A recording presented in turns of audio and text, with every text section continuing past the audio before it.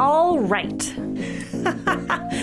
I'm Rebecca Hay, and I've built a successful interior design business by trial and error, podcasts, online courses, and so many freaking books.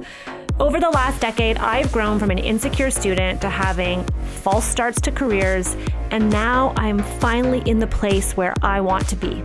Throughout my journey, it's been pretty obvious that I'm passionate about business and helping other entrepreneurs do the same.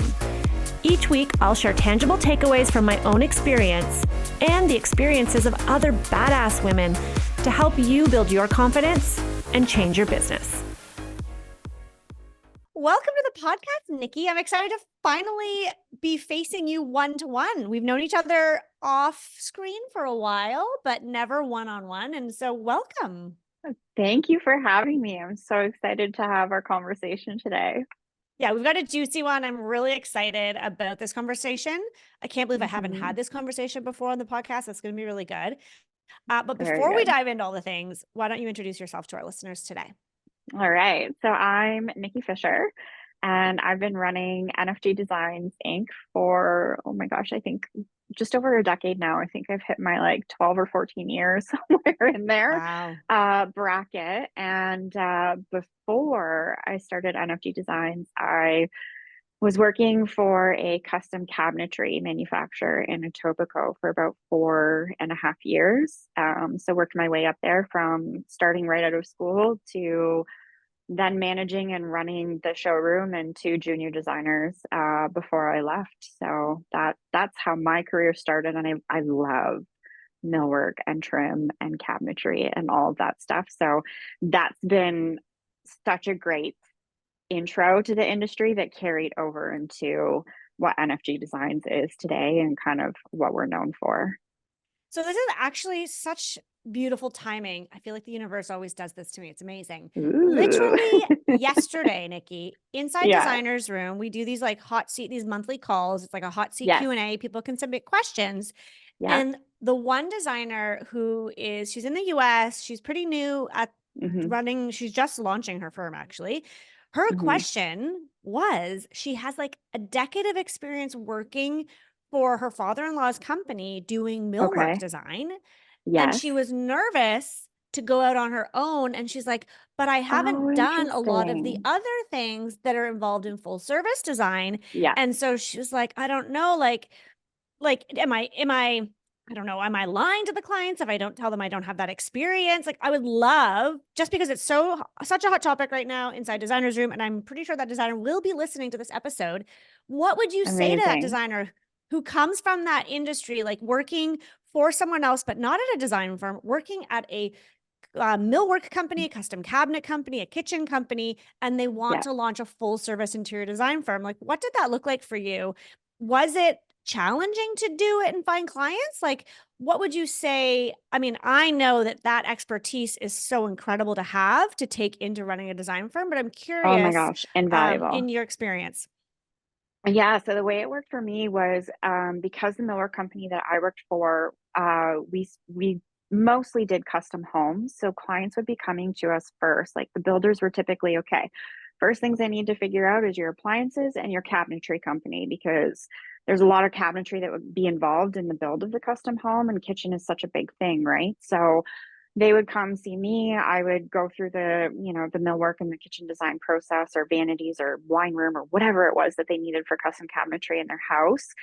And they would just sort of be like, wow, okay, this is great. Is there any way we can hire you to help us with the rest of the house? And so obviously this was a conversation I had with my employer at the time, and he was completely open to it. And so outside of my full-time hours, I just started helping clients on a consulting basis, pick their tiles and spec their plumbing fixtures and their lighting and furniture. Now, obviously I could only help 1 or 2 clients a year outside of my full-time job.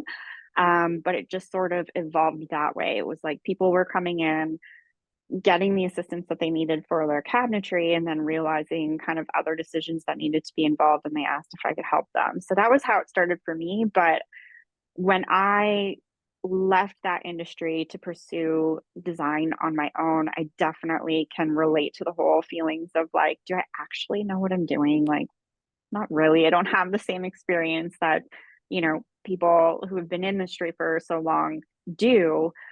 But I think I could recognize the skill set that I took away from cabinetry design, and just the attention to detail that is required. And you learn a bit more about the process of manufacturing and engineering and problem solving and how things get made and things like that. So it was like, those are definitely skills that for sure translate over to the design and decorating world as well. So it was just about getting your feet wet. You've got to start somewhere always. And this designer and even myself, like we started somewhere in the millwork industry, going in kind of not knowing a lot about that either. Right. So she's just branching out, her creative process and Yeah. the accessibility now of being able to take her creative brain and her work and put it into other avenues in the design world now,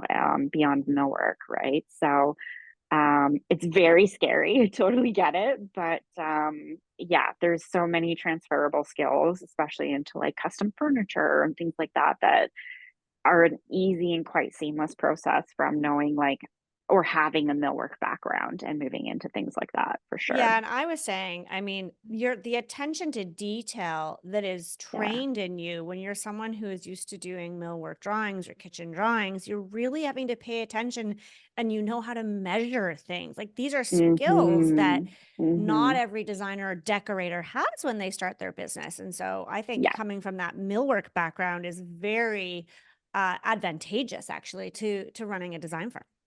Yes. Yeah. It's that level of detail that's just difficult to explain, like the amount of things that we have to be paying attention to when we're designing cabinetry is, you know, next level. Totally. So, Um, okay, so you were working with like these full homes, you went out onto your own. I want to talk about budgets because yes. this is a hot topic. Let's talk about the money, honey. Like, seriously, here's the thing. Yeah. When I started my design firm, you may know this, but I had previously worked for a very high end luxury Yes. designer in Toronto. Yes. Wonderful, great experience. Mhm. Problem was, then I got my own clients on my own. They were not luxury clients. Little Yeah. 28-year-old Rebecca Hay was not attracting multi-million dollar homes in Forest Hill and Rosedale and all these fancy Toronto neighborhoods. I Yeah. was working with people on a budget. And so I really struggled with, first of all, budgeting, because I didn't know what the term was. I was like, budget, what's that? And Yes. also, what I struggled with what were the asks of the clients. Like the clients would say they wanted what they saw in a magazine. They would say they wanted Right. this, that, and the other, but it actually they didn't have the money for it. It was like that whole idea of like champagne taste and beer budget. And I want us to dive into this conversation because you and I chatted before booking this podcast. We're like, this is such a hot topic. We need to talk about Mhm. how and when do you push your clients? Mhm. And this idea of, do I just present what fits in their budget or do I push them a little bit? Like, let's talk about that. Like, what's your thoughts and experience with that?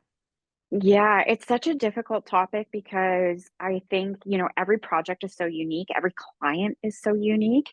And so ultimately, and I think, and all the mentoring and stuff that you do too, like you probably can agree that the foundation of budget is conversation and communication. Nobody likes talking about money.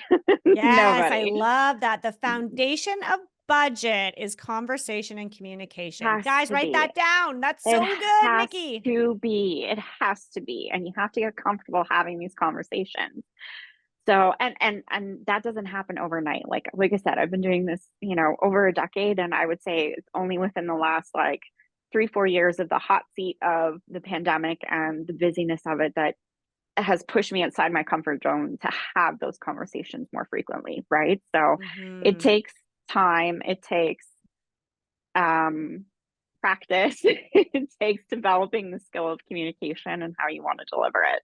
But something that always stuck with me from my cabinetry days, and maybe this is where we start with this conversation because it's something that I talk about in my discovery calls with my clients. And before we kind of even get into starting a project is, they're always asking like, well, how much are you going to cost? How much is this going to cost? How much does that cost? And it's like, okay. And part of our discovery call too, which again, Power Process like has been so helpful for this is, asking the question of what are you prepared to invest? Right. So I think wording, it plays a big factor into budget as well, right? So budget sounds very restricting in terms of costs. I like to use the word invest, right? What are you prepared to invest? And I think we both connected years ago over BOD, Business of Design. And something I learned from that was throwing numbers out to clients, right? So if you ask someone, what are you prepared to invest? And they're going, I don't know, you tell me. It's like, okay, well, do you have 100K? Do you have 200K? Do you have 500K? Right? And just seeing how they respond. But going back to my millwork days for a second, basically the way the process worked there was my employer would be the initial contact for new clients coming in. So he would take all of the initial information, right? So what do they need? What are they looking for? Is it a kitchen? Is it bathrooms? Is it this? Is it that? He would establish their budget. I don't know what his process was or their process was for figuring out what the client's budget was. Sometimes if it was a new build, like the builders had a line item for cabinetry. And so that would come to me is like, okay, here's the clients, here's their house, here's what they want, and this is the budget.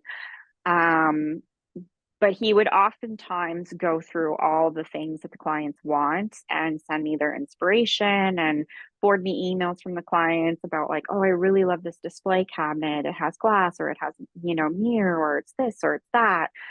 So again, details like more basic or not as basic details in a custom kitchen, which if you're designing custom cabinetry, you want, something more elevated and custom.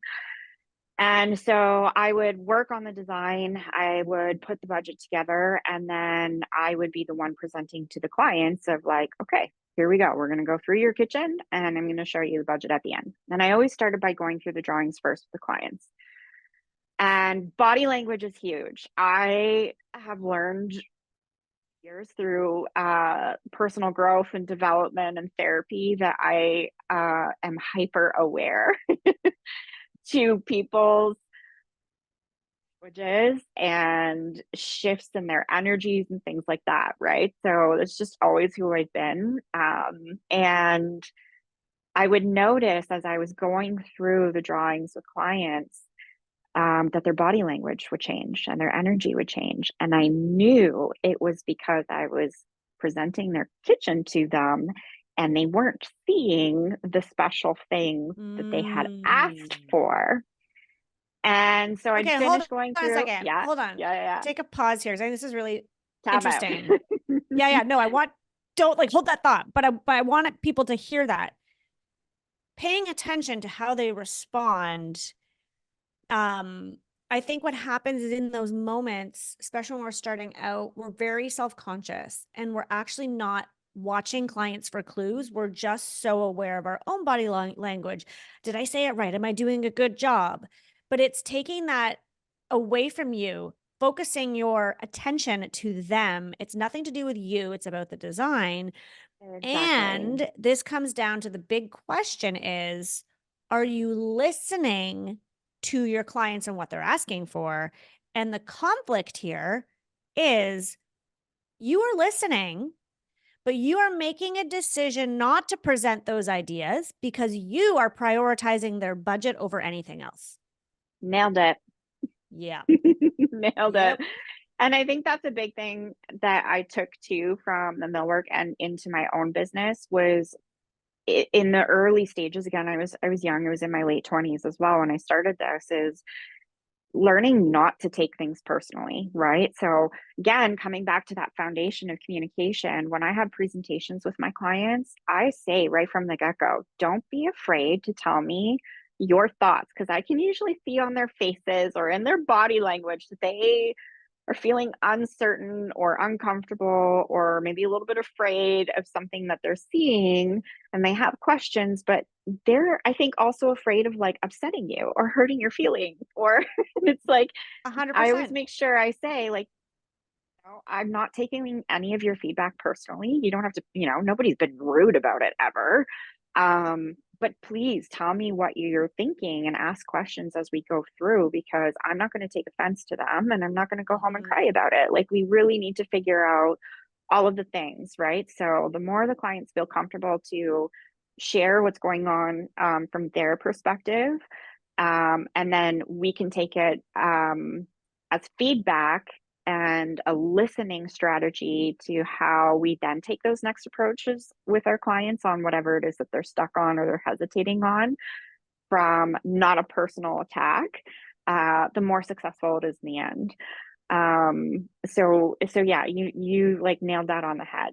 And that was the struggle in my job when I worked for this millwork company, was that was the process the owner wanted to take, even though I could eventually recognize that it was a problem, right? So if it's okay, I'll finish up that story. But basically what would happen is, yeah, I would see the client's bodies, like their energies, their body language change, and I knew why. And then I'd finish going through the drawings and I'd, shift over to the quote and go, okay, here's all the things in your kitchen, and look, we're on budget. And they weren't clapping? They weren't jumping up and down? They weren't like, "Whoa, budget, that's all that matters. We don't care what it looks like as long as we're on budget." They didn't say that? No, not at all. What would happen is they would go, okay, Nikki, that's great, but like, we asked for this and what about that and blah blah blah, and we thought we were going to get this, and it's like, yeah, you can for sure, but that's going to be extra, right? It's going to be above your budget. And they would go, yeah, that's fine, but like, we would like to know how much it's going to cost. Of course you do. So then what would happen is I would spend the extra time, like, going back to my employer and saying, okay, like, they wanted A, B, C, D, E. We didn't give it to them. They want to know how much it costs. And we would do that process every single time. It was exhausting. And I would go back to the client, inform them of what they're, what it is that they really want, costs. And together we would make educated and informed decisions of where they wanted to go above their budget and where they didn't, right? And so this is a story that I share with every new client, because I think it's such a good example that listening to the client and informing them and educating them is more important than the number that they spend at the end of the day. Not that budget isn't important, not that a price isn't important, but together we have to establish where they're willing to spend more, and on what, and where we can spend less, right? So I'm sure as a designer too, like, we're not always specking the most ridiculously high end things and gouging our clients, but we're also not always selecting, the crappiest, low end, poorest quality, least expensive things either. It's typically a balance of highs and not even lows, but like good, right? Good quality, right? So, we know as designers, like, definitely spending money on your furniture that you use every day, your sofas, your beds, your chairs, like, those are the quality pieces that we want to spend more money on, or we want our clients to spend more money on, because in the long run, we're responsible as a brand and as a business for the quality. We don't want our clients calling us back in 2 years saying the couch is broken or it's not comfortable anymore, or, the chair's ripping or whatever it might be, right? So that communication and that education has to come back to the client as well. So the more transparent and communicative we can be about these things, overall it contributes back to budget, right? There's so many things involved with a budget and outside of dollars, And which I think we have to remember that as humans, we're all just inherently different. We value Yes, different things. And exactly. don't assume that your client only values budget because Yeah. they keep talking about it. And clients can send, let's be honest, they can send confusing mixed signals. Like Oh, I for recently had sure. a client who's like super concerned about the budget, but then they kept saying on the flip side, like, we want to make sure you still present us. Like, we want to know, because if it's the right thing, we might push ourselves. And Exactly. I was Yeah. like, oh my God, they're so confusing Yes. because I'm like, Yes. you want to be in the budget, but then you also want the most creative ideas. But then when the budget's so tight, I'm not incentivized to really be creative and push myself because of my experience. So here's my experience, Nikki, and I Yeah. really want to hear from you. How did you figure this out? Like, how do you run it now with clients so that you Hmm. are presenting the ideas, but you can get to the budget? Because for me, in the first few years of my business, after having worked for a very high end designer, we were always over budget. So I would do Yes. presentations and I would be like, I remember one presentation, we were 200,000 over the budget that they had told us. Yeah. And because I wasn't paying attention, I just wanted it to be beautiful. And I picked the best fabrics and it was all Yeah. custom and all of the things. And it Yeah. was actually the opposite. So you were really, restricting yourself from designing because of budget in the early days, doing the millwork. And here I was Yeah. being like, this is everything and it's amazing. And then I had the opposite problem where now I've presented them with the most beautiful thing and they're so upset that they can't have it because they see the value, but they don't actually have the money. So now I Yeah. had to work with them to chip away, to pull things out, to try and still achieve, more for less. And that was an extreme for me. Obviously, I've now found a happy medium. I'm curious, Yeah. how did you find that happy medium? Like, what do So, you do now with your clients so that you can still respect the budget, but yeah. also maybe push the design boundaries a little?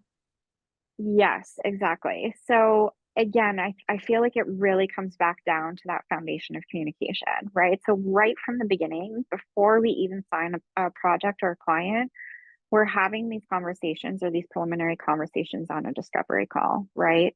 And then when we move into a consultation, we're having those conversations even further. So I want to make sure that clients are educated and informed via my communication of what things are going to cost, right? So they have an understanding from the beginning of kind of what our standards or our expectations are.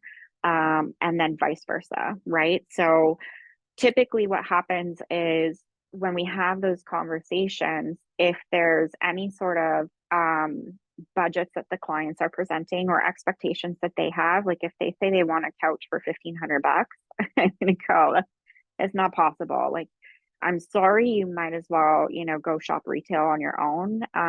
That's just not something that we do, right? So again, it's having those tough conversations early on to figure out if it's going to align with what you want as a designer and in your business and as a creative. When budgets do align or we are on the same page with the clients and their expectations and our expectations, if there's something that I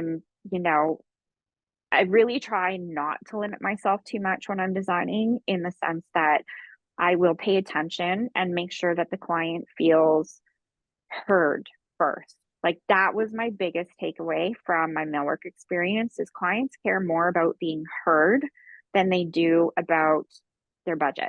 Yeah. um, Yes. and Yes. Say that so again for the cheap seats in the back. yes, clients care more about being heard, understood, than they do about their budget.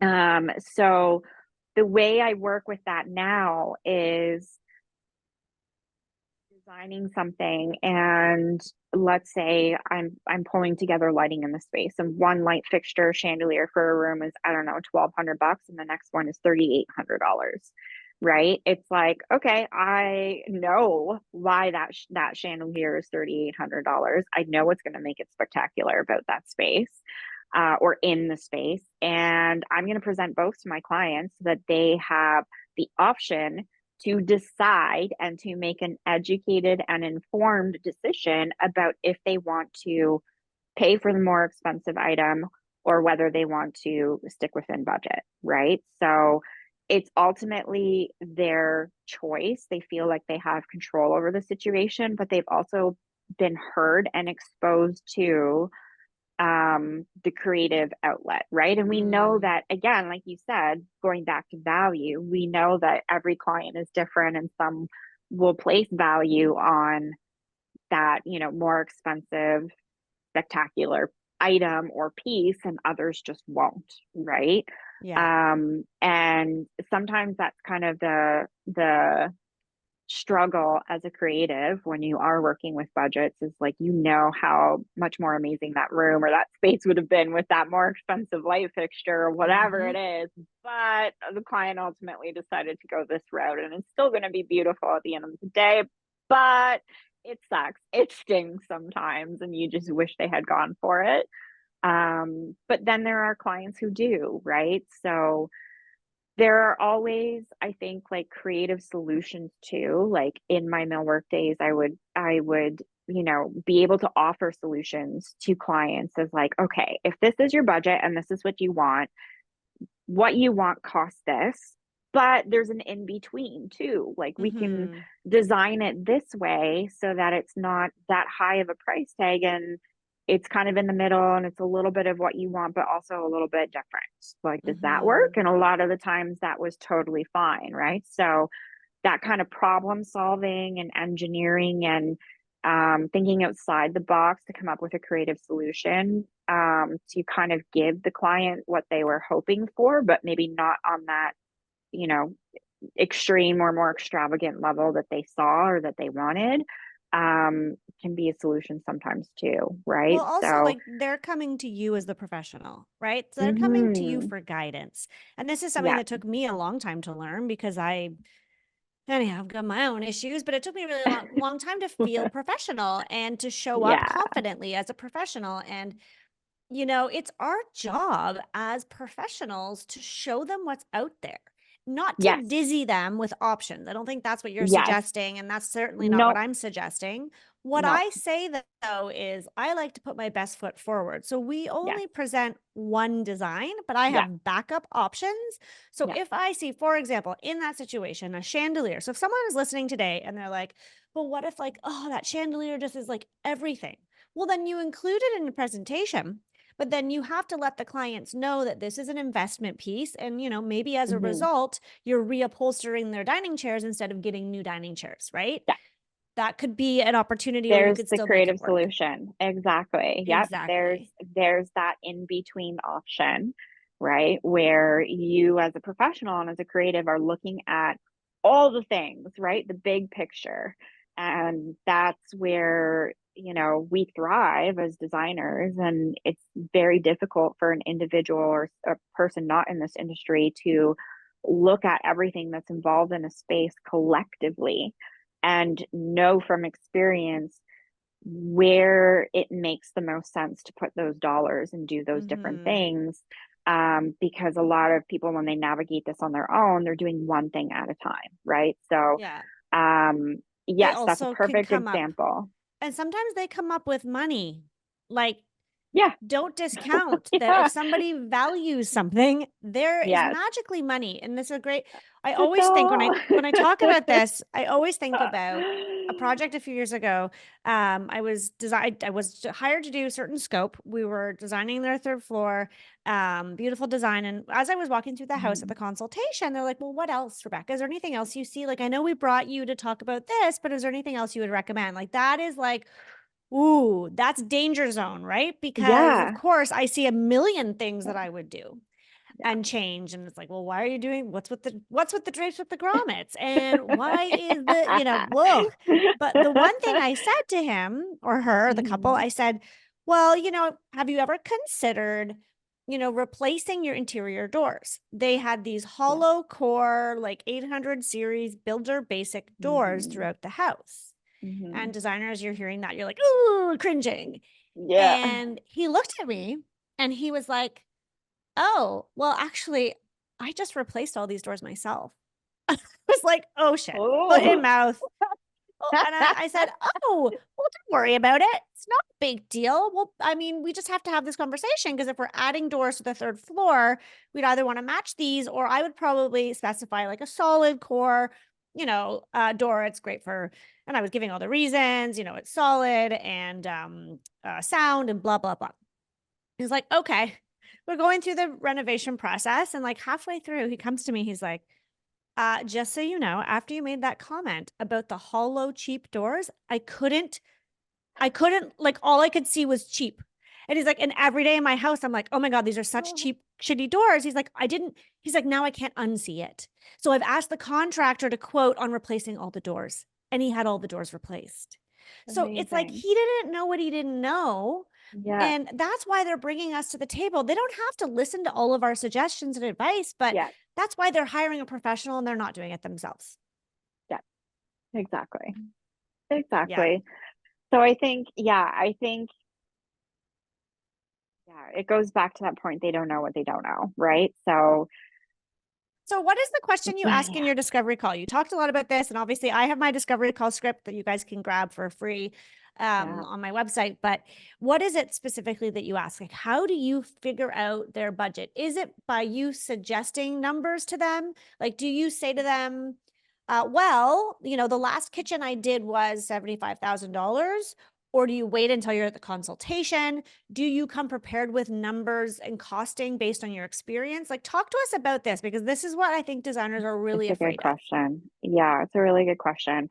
I talk a little bit about this today too, if we have time, Rebecca, but I feel like another element to budget and our industry is what we cost as designers, right? And I know you can appreciate this as much as I do, like lifting and elevating this industry to a certain level and certain standard, where everyone feels confidence and sort of a bar is set for clients looking to hire a designer, right? Like there's sort of a baseline that they have to work with, right? I think that's still a bit of a piece that's missing in this industry, but people like yourself and other designers who are getting more coaching and mentoring are getting to that point, right? So when I have a discovery call with clients, part of my question is, if it's a build or if it's a room or whatever, is, do you have, what did I say earlier? Invest. What are you prepared to invest into this space? Or what are you prepared to invest into your house, right? Or your build? And a lot of the times the clients go, I don't know, how much is it going to cost? And as a new designer, or even, still when people ask me that question, I'm like, You could say it's going to cost 3 times what it did 2 years ago. Is that okay? Yeah, that's a good answer. I like Yeah, that right? answer. Oh God. Yeah. Oh my gosh, the amount of people I've had conversations with who still think pricing is like 2018, 2019 is pretty outrageous. Anyways, that's a conversation for another day. But yeah, usually the question gets flipped back to me, right? So in situations like that, I'll go, if it's a build, I'll be like, okay, well, is your build, 1 million, 2 million, 5 million? What's the cost of the build, right? What does your builder put together for you? And I can usually get a number out that way and then kind of work backwards based on experience. So if it's, 6,000 square feet, you can anticipate, the design and the furniture and the things costing X amount, and then establishing what would fall under our design category for budget versus what the builder has budgeted, right? So typically they have line items for hardwood, for plumbing, for cabinetry, for tile, things like that, right? So I usually explain to the clients in our discovery call, like that's a very important piece of the puzzle that we need in order to do our job. So when it comes time to the consultation, being able to review a builder's preliminary budget is important so that I can help them establish if it's realistic or not. Because I've been in situations, and I'm sure you have as well, where the budget, or like the line item for cabinetry or the line item for hardwood is so disturbingly inaccurate that sometimes the builders do that to meet the client's budget, on Just to get the paper job. I hate to when they get do the that. job, Yeah. and then these poor clients are trying to work with these budgets after it's too late, and they're realizing, oh, I can't get hardwood at that square foot So how do price. you navigate that ahead of, because it's interesting. I've had this conversation recently with another designer who works with a Mm-hmm. contractor, and this happens to them all the time. Oh, it's so And then the frustrating. clients sometimes in certain situations actually don't have the money. And Yes, the it's contractor is just terrible. way underestimated the cost per square foot for tile, for hardwood. Yeah, And so it's really challenging for the designer in that situation because the designer's not the yeah, one supplying it in that situation or didn't quote them, but then they're there dealing with the emotions and trying to help. Do yeah. you communicate these potential pitfalls to clients before you start working with them? 100%. Yeah. So typically, during the consultation or even before we sign on a client, I do ask to review their budget from a builder so that I can highlight any areas of concern where, yeah, I feel like the numbers are a little bit disproportionate or sometimes a lot disproportionate. And then provide that feedback to the client, right? And sometimes it's so hard because sometimes I feel like there's still such a divide between builders or contractors and designers where it can get ugly and we're pointing fingers at each other, right? And again, it comes down to communication. Like I always tell clients, like if I'm working with your builder who I maybe haven't worked with before, we need to work as a team. Like we have to work as a team to nail this project and make it successful in the end and fun for everybody involved, including the homeowners. And so if we're not on the same team and we're not working together, that's when the finger pointing happens, right? Mhm. So sometimes I feel like I can give feedback to clients on their line items from a builder, and then they feel like I'm out to lunch, right? Like, oh, you're a designer. You're just, picking Right, things you're that are more fancy expensive. designer. So You just that, want to make yeah, money off exactly. us. You're picking all the expensive things. And it's Yeah. like, okay, if that's your approach or if that's going to be your attitude about it, that's fine. Take it out of my, get out of here. I don't, yeah, that's just a red flag to me, right? It's like if you're not going to take the time to have the conversation or even do some research on your own, go to a tile store and see what things cost compared to the line items that your builder has provided. That's on them. I wish I could save them and help them, but I'm not willing to jeopardize my brand, my business, my income, like any of that Yeah. for an unrealistic line item or budget, right? So I always do explain that yes, if it's a new build, we do before we get started, we do need to see the builder quotation or like line items for budgets so that we can make sure, So yeah, when you have everybody's on the your same page. So that's really helpful. I mean, I think that's really important for designers to hear. It's okay to red flag to a Totally. client. Like, Yeah. let's look at this because sometimes, and I actually do this sometimes in the discovery call, more likely Hmm. in the consultation, where I'll say, like, Yeah. it's just really important to look at the contractor quotes. I said they're not all created equal and you're not always comparing apples to apples, especially if you're in a situation where they're comparing Yeah. builders. And I said, Yeah. what's really important to look at is what are they budgeting per square foot for certain things? Because historically, in my experience, they under budget for these Yeah. items. And it's not Yeah. that we are going to select the most expensive, but Correct. like they don't even usually budget for the middle end. It's typically Exactly. like the cheapest product. Yeah. And so it's like that's something that you do need to red flag to a client. Yeah. So what do you do then about your fees? How do you communicate Mm. that to clients just while we're on this topic? Because I think it's really Yeah. interesting for designers to hear. Do you Yeah. tell them in the phone call, my fees range from this, or do you just group your fees in with the whole design budgeting? Like, what do you do? So typically during a discovery call, if they ask, how much are you going to cost or how much is it going to cost? So we work on a flat fee or a value fee basis. I don't do hourly anymore. And so I do typically give them a range, right? So from experience, this size of house or doing a living room, full service, turnkey, we fall somewhere between this price and this price. However, you get an accurate quote with a detailed scope of work from me after our consultation. Right. So, yes, it's usually, and you can tell when you're on a phone with someone, again, it's, so, I know some colleagues, I don't know, I'm not sure how you do this right now, Rebecca. Do you do your discovery calls over Zoom with clients, or are you phone? No, I do telephone. I prefer telephone. Yeah, so some colleagues that I know have been doing their discovery calls over Zoom just to put a face to a name, and then also I think it's quite clever as well to a certain degree, as long as you can manage your time appropriately. You can read body language and facial expressions, right? So as you're throwing these numbers out, you can see how they're responding over Zoom. Over a phone call, it's sometimes a little bit different. Sometimes you get the silence for a minute and they're processing or whatever it might be, right? And some will just flat out go, oh, that's more than I can budget, or okay, yep, sounds good, let's book the consultation and we'll go from there.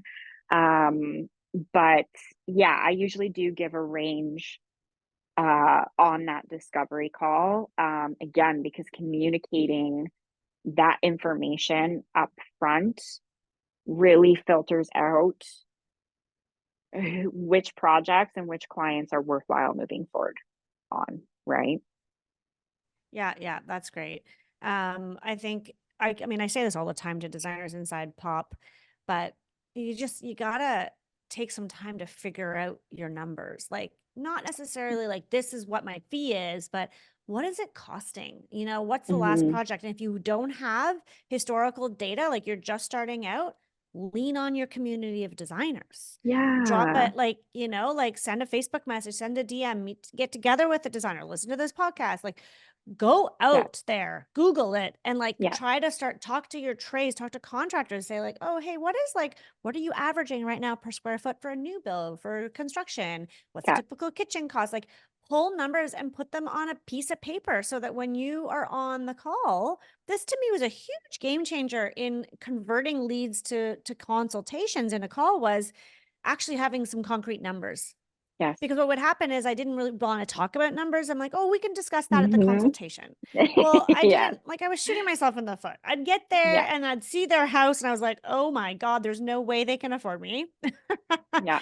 And then when I would sort of talk about numbers, they're like, oh no, we're not prepared to spend. And I was like, that was such a waste. And then they didn't end up going forward with me, or we were just not on the same page. So I just think it's so important to do that research if you don't have experience, Yeah. and you're not going to be perfect. You can use ballparks, but like to say, well, I don't know until I design it.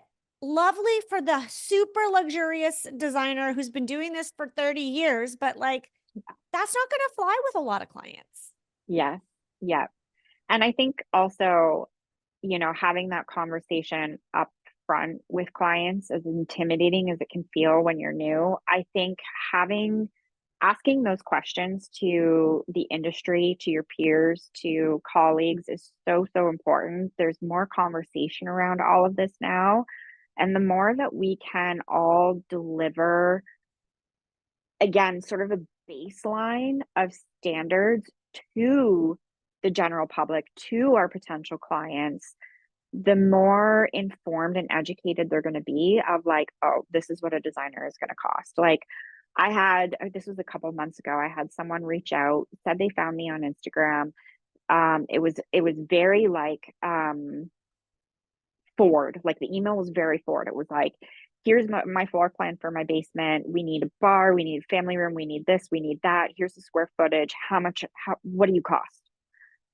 And I was, did my typical response of like, thanks for reaching out. Appreciate this so much. Can we please book a discovery call? And this person was like, no, please just tell me how much is this going to cost. Obviously, that's what they're looking for. Like they're going to make a decision based on cost. Exactly. So I was like, Like all that's right, this is ridiculous. already You're like, not my nope. client, but I'm going to humor them. So I was like, all right, for a basement full service, here we go. Like I can explain more about what we do and how we do it in the call that you don't want.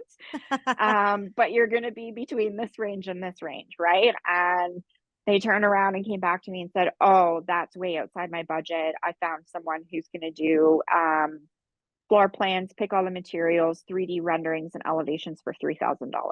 Well, good for you. Good luck with that.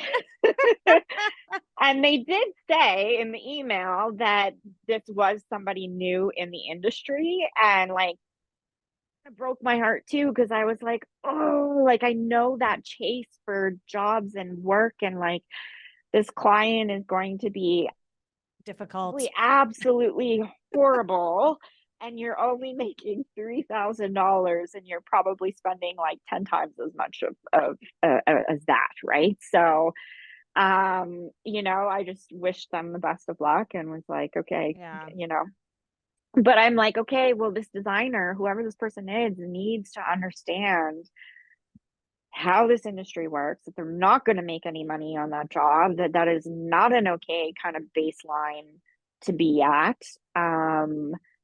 And yeah, I mean, I get that there's less expensive services and products always out there for everyone, right? And maybe that's fine. Like maybe that project is going to go well for that client, for that designer. Maybe they're going to be happy with that fee. That's totally fine.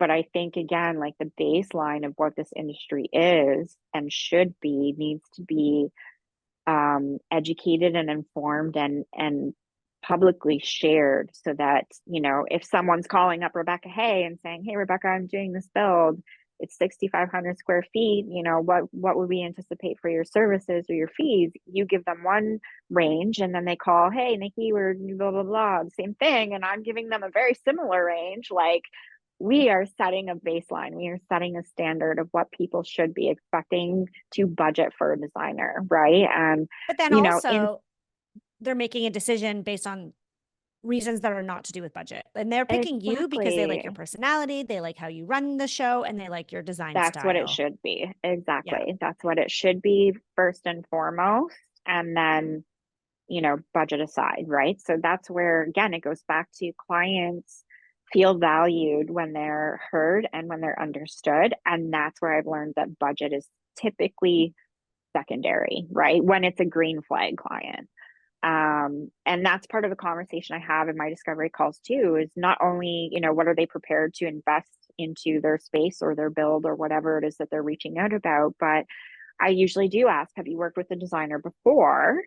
And they'll either say yes or no. And what are you expecting to spend on a designer, right? And then again, the question is usually, I don't know, how much is it going to cost, right? So some people are I have $10,000 to spend on a designer, and it's like, okay, let's talk about that 10K for a second. If you're doing ABCDE, it's not going to be possible, but perhaps we can scale back the scope, do the things that are most difficult for you to try and accomplish for, I don't know, slightly more than 10K or that 10K, right? So I've had situations like that too, where it's like, I'm not willing to compromise on my contract, my fees, my brand, my business. I'm not willing to lose money, but I love helping people. Right? Balance, so right? It's a tricky balance. Yeah. So again, if somebody's reached out to me and it's because they love my work or whatever, and they're like, I only have 10K to do my kitchen. It's like, okay, well, I can't design your kitchen for 10K, but here's what I can do for 10K, right? And sometimes those people are completely ecstatic to pay that fee and get whatever they can from you for that 10K, and then the rest they tackle on their own, right? And even sometimes from experience, they'll call back for a secondary consultation, or even a third or a fourth consultation as they're moving through making decisions on their own. And those aren't my primary clients or primary projects around what my business is founded on per se. But there are certain clients or projects that come in like that, where I'm like, no, I'm you're a good person, and I want to help you, and this is fun, and it's still income, and I'm still maintaining those boundaries and working with my contract and process and things like that, right? So sometimes there can still be ways to help people with your professional expertise even if the budget is a little bit restricting or Mm-hmm. limiting, right? So, And but I it's like all that you say how that, you like, want to do it. the boundaries are important, and that's what process is for, right? Like, that's the idea. It's Exactly. like Yes. anytime you're like, oh, okay, well, my process is this, they kind of want a modification on it. So you know what? I'll write up a separate proposal for them, and I'll just do this instead of my normal process. Well, first of all, I find that anytime you say the word just, and I talk about this in Yeah. pop all the time, Yes. that's a red flag to yourself that you are Yeah. now making an exception to how you actually want to do things, and it's going to Yes. backfire. Every single Yes. time I've done that, and Every like, hey, time. listen, I don't always learn from my mistakes. I just did that this past year. I did a just situation. Yeah. I'm like, sure, we won't manage the Just. implementation. We'll just Yeah. bill hourly for this part. And then the other thing we'll charge. And I'm like in Yeah. this muddle of like, what am I charging? Oh, shoot. Did we charge that client? Because it's out of our regular process. So I love that you Yeah. said that. It's Yeah. like, okay, what is my process? Like for me, it's like 3 phases: consultation, design, implementation. So if Yeah. you don't want the full service, yeah, let's do some consultations. Great. You want to have me back in Hmm. a few months? I'll do a consultation. I've got the framework for that. That's how I run it. That allows me to serve all of my clients, manage my team in a certain way. And like process is Exactly. so valuable so that you Yeah. don't run yourself to the ground. Yes, exactly. And that's a great point too about process is like, again, I did similar situations when I started out and was learning, was like, okay, client wants this. Like we would cater to whatever the client needed without having certain processes and boundaries and limitations on how we did things, right? So when there's no structure, no method to the madness, that's when, yeah, you're shooting yourself in the foot. That's that just word, right? So I've learned that you can typically accommodate certain limitations and budgets or needs or scope from a client, but I'm never changing my contract. Like yeah, they get the exact same contract from me that my full service clients do. It's just the scope is Scope is smaller. reduced, Yeah. right? Yeah. It's very clear that this is what I'm doing for you, but my process, the way we take payments, the way we deliver, the way we present, the way the timelines, like none of that changes. And that was very different, 5, Mm-hmm. 6, 7, 8 years ago when Well, when yeah, I like first now my started. process is like, I don't care if it's just a powder room. You're coming to my studio and I'm going to Yeah, present you in person all of the samples. Like, I yeah, don't know, 8 years ago, I'd be like, sure, it's just not a big job. I'll just bring everything to their house. No big yeah, deal. And actually, it's yeah, interesting that we're having this conversation because it's bringing up a memory from a couple months ago where yeah. my client was like, well, what, you know what? We're going to be at the new house, why don't you just bring the samples there and we can kill two birds with one stone? Like you can bring it and present the revisions, like it was a Hmm. revisions review, and we can just look through things there. And I got the email and I was like tempted, I have to say, because I thought, oh yeah, less time. And then I thought about it, I was Yeah, like, no. And I yeah. responded, I said, That's great that's not though. our process. We need to have Yeah, access to the backups at our studio. yeah. Please let me know if next week doesn't work, when suits your schedule so that you and your wife can come to our studio for the revisions review. And you know what? He was Amazing. like, okay, I'll get back to you. Like he Yeah, didn't push back, exactly. but he Yeah, was pulling to see what he yeah, could get. Because in of his mind, course. he didn't understand why he would have to come all the way other side of the city to see these things. Like, yeah, Yeah, logically from a very base level, it makes sense. But yeah, that was the boundary that I held. And it wasn't easy to hold. So people who are yeah. listening, who hear us talking about this, like, I just know because like myself, probably 8 years ago, would hear this conversation and be like, well, that's nice for you, Nikki and Rebecca. You guys have been doing this for more than a decade. Like, sure, no big deal. You're charging what? $20,000, $10,000? Like, that's, of course, you Yeah, could do that, but I can't. yeah, I'm yeah. here to preach from my soapbox to tell those listening you can. And it is Yes. still hard for me. Like, I still, when I have to Hmm. hold that boundary and stick to my Yeah, process, it still goes against the people pleaser inside of me. Like, I actually, there's like a 100%. push pull Yeah, inside of me. And this is 10 years later. yeah, yeah. And I Yeah, it think gets that's easier for sure, but it's does. still hard. Yes. Yes. And I think as, that's a whole other conversation as creatives, right? Like the creative mind is so different in that sense that we just want to people please. We want to make them We want happy. to We help, want to like you help said. people. Exactly. But that's where, yeah, you sometimes have those tough lessons starting out in your business where it's like, okay, I'm doing all of these things and the clients, still aren't happy and I'm not making any money and I can't figure out why. And, Mm-hmm. you're just constantly going in circles and trying to figure out what is wrong with you. And it's nothing wrong with you.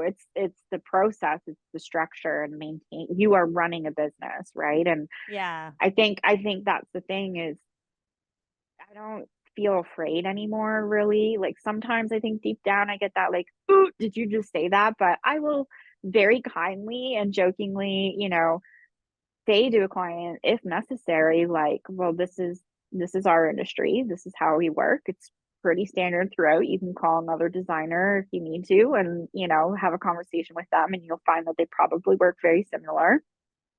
Um, and there's been a couple of clients that have been red flags and, we didn't get the job, which is fine. But I've said to them, like, do you have your client in whatever career that you're in and question how you do your job?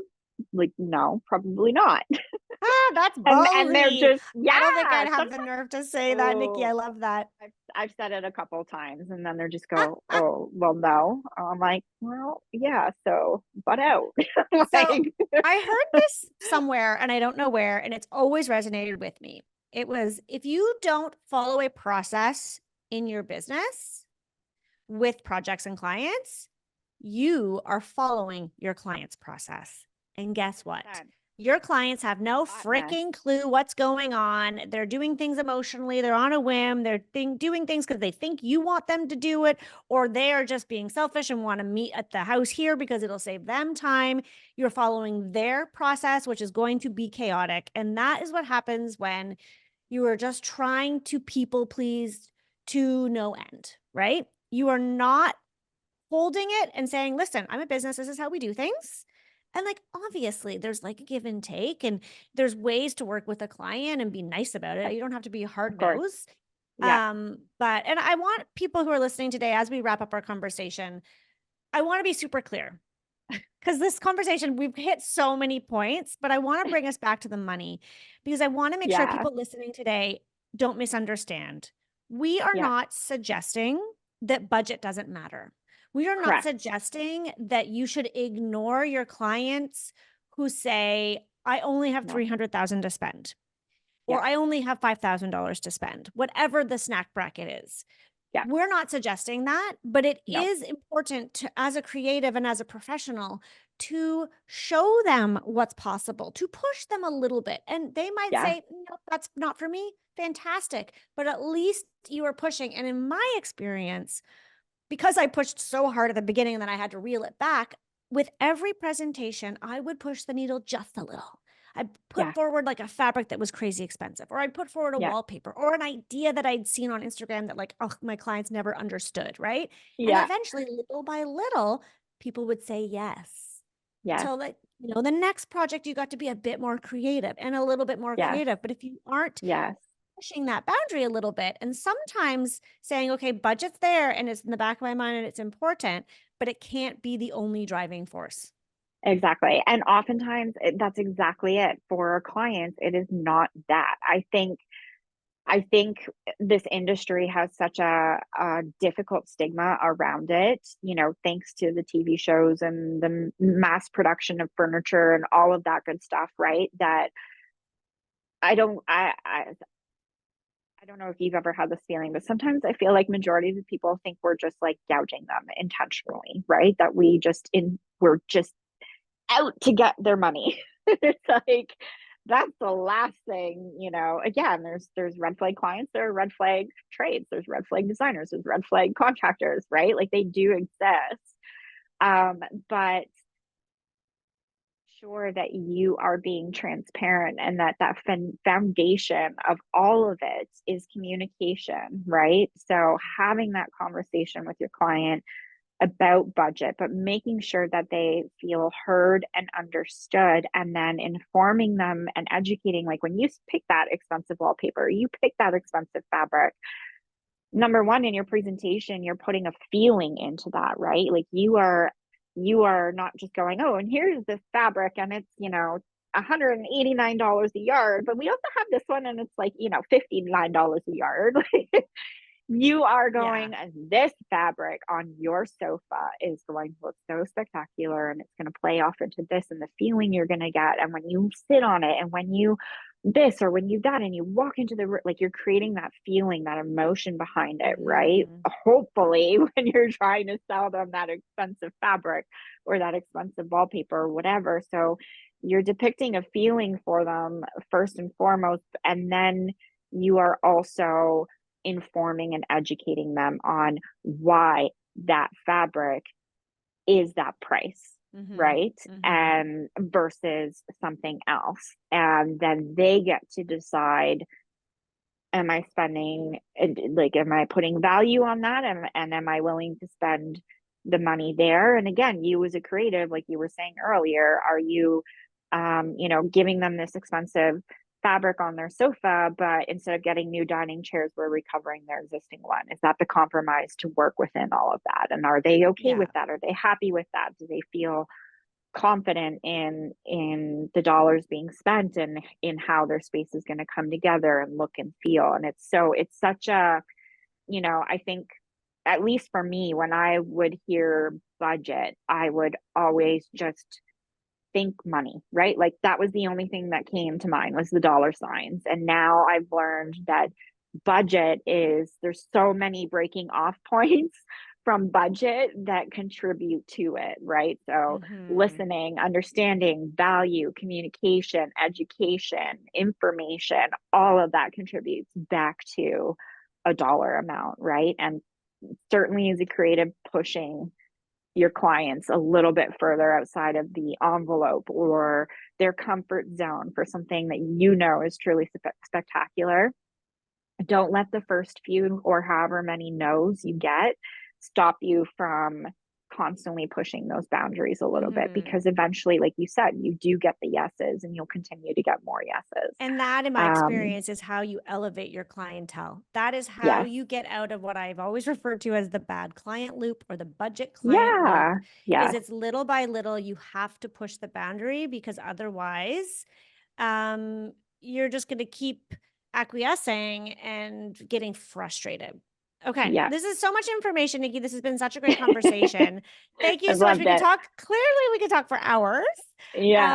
But two things. We've got a nugget coming up and I want you to share that in a second. Before that, one question I have for you, because you are a Power of Process alumni. Can't remember, you took a couple of years ago, I think, right? As a seasoned designer, why did you sign up for Power of Process, and was it worth it? Oh my God, it was worth it so much. I signed up because I always had this thirst for learning, and I'm always like, I don't know what I don't know, right? I don't know what I don't know. And I love that you branched into the coaching atmosphere in this industry, because again, I think it just sets that baseline and raises the standards and helps so many people. And even though I have been doing this for so long, I don't know what I don't know, right? So I took so much away from Power of Process, where I was like, ooh, yeah, okay, I do this the same, but like, oh, I hadn't thought about that before. Could I integrate that? Does that work with my business? Does it feel right for me, right? So it was simply from like, let's do this, because I don't know what I don't know, and I love learning. And I think you have so much wisdom behind you, and you just put yourself out there in so many different categories in this industry that it was like, oh, there's going to be something here to learn for sure. And there's so much to learn. So that's why I signed up for Power Process, was like, let's see what I'm missing. Let's see where I can improve. Let's see what I can try that I maybe haven't tried before, and see what works and what resonates. I love it. Well, thank you for sharing that. And you do beautiful work. What is Thank your nugget you. for us? What is your nugget? Oh gosh, I've been thinking about this the whole time we've been talking. I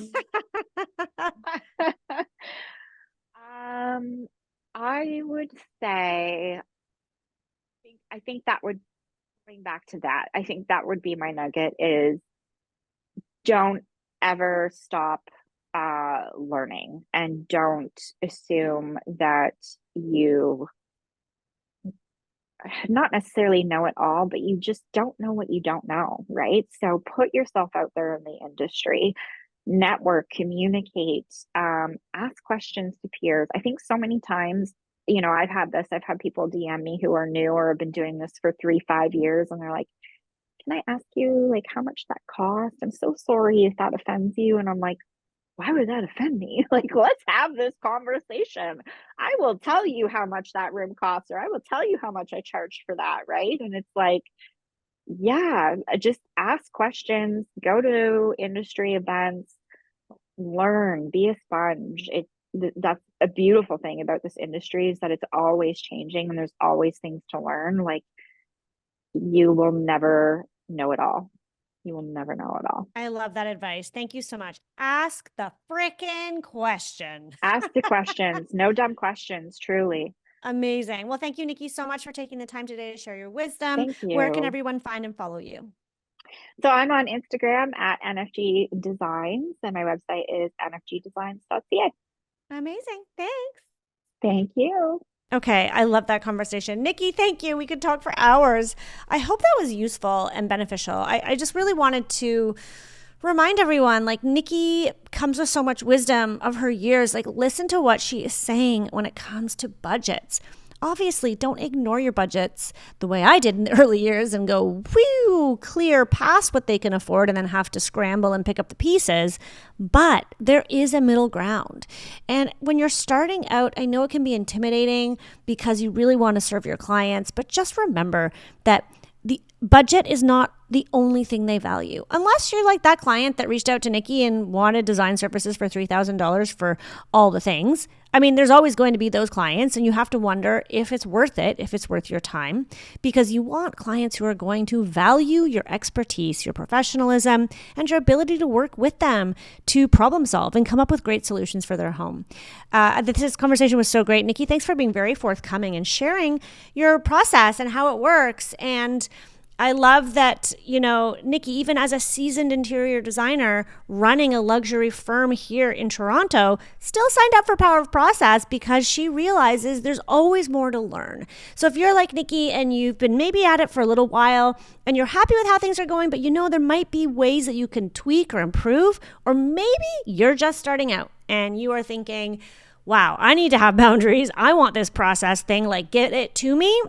You guys can go check out Power of Process. Go to RebeccaHay.com/Power of Process. And I hope to see you guys in our next cohort. Thanks again, and I'll see you soon.